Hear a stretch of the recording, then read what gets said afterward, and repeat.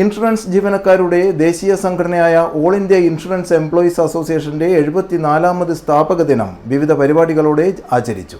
ജില്ലയിലെ LIC ഓഫീസുകൾക്ക് മുന്നിൽ രാവിലെ പതാക ഉയർത്തി. കണ്ണൂരിൽ LIC employees union Kozhikode division president K. ബാക്കുലയൻ പതാക ഉയർത്തി പൊതുയോഗം ഉദ്ഘാടനം ചെയ്തു. ഇന്നും ഈ സ്ഥാപനം പൊതുമേഖലയിൽ ഏറ്റവും മികച്ച രീതിയിൽ പ്രവർത്തിക്കുന്ന സ്ഥാപനമായി മുന്നോട്ട് പോയിക്കൊണ്ടിരിക്കുന്നു.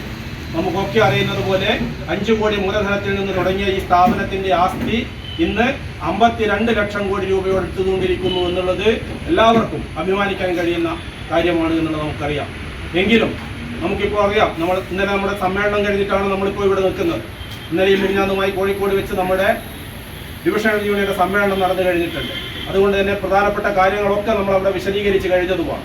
നമ്മളിന്ന് അഭിമുഖീകരിക്കുന്ന പ്രധാനപ്പെട്ട പ്രശ്നങ്ങൾ എന്ന് പറയുന്നത് ഒന്നാമത്തത് റിക്രൂട്ട്മെന്റ് ആണ്.